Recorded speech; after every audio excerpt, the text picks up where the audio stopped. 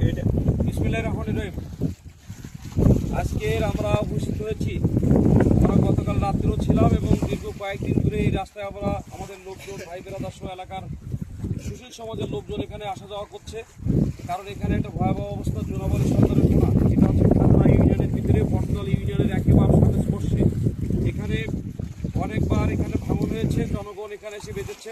বর্তমান খুবই খারাপ অবস্থা। এখানে এই যে ফাটল ধরেছে, যে কোনো মুহূর্তে ধস নেমে যেতে পারে। নদী এখানে খাড়া অবস্থায়, যে কোনো মুহূর্তে ধস নেমে গেলে এখান থেকে সামনে দিয়ে বিপদ দিয়ে মাটি কেটে বা রাস্তাটি কতবার বাধা হয়েছিল, মাটি কাটারও জায়গা নাই। যেহেতু এখান থেকে ভেঙে গেলে এখানে হাজার হাজার বিঘা জমি খাজরা ইউনিয়ন এবং বটদল ইউনিয়নের পুরোটাই পানিতে ভেসে যাবে। এজন্য আমরা আমাদের স্থানীয় প্রশাসন, আমাদের সাতক্ষীরা জেলার সম্মানিত ডিসি মহোদয় এবং আমাদের ইতিমধ্যে আমরা যোগাযোগ করেছি। কালকে রাত্রে কথা বলেছিলাম আমাদের আশাশুনি উপজেলা নির্বাহী কর্মকর্তার সঙ্গে, আমি আপনার এসুর সঙ্গে কথা বলেছিলাম। আমি আজকে আমরা এখানে আবার সরজমিনে এসেছি। আজ এই দ্রুত যদি এই বাঁধ 2-1 দিনের ভিতরে যদি বাঁধানো হয়, যে কোনো মুহূর্তে ধস নেমে এই এলাকা প্লাবিত হবে। এমন একটি জায়গা, এখান থেকে এক্ষুনি ব্যবস্থা না নিলে সামনে দিয়ে বাঁধ দেওয়ার মতো, বাঁধ ওঠানোর মতো জায়গা খুবই সংকীর্ণ।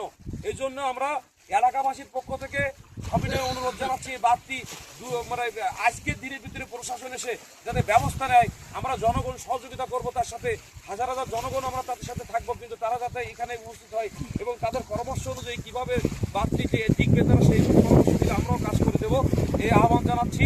আমাদের রাজনৈতিক মহল, আমাদের প্রধানমন্ত্রী মাননীয় আমাদের তারেক রহমান বিএনপি চেয়ারপারসন যেভাবে আমাদের জনগণের দেখভাল করার জন্য করছেন, সেই হিসাবে আমরা একজন ক্ষুদ্র কর্মী হিসাবে বাংলাদেশ জাতীয়তাবাদী দলের অনেক কর্মী এখানে আছেন খাজরা বটতল ইউনিয়নের।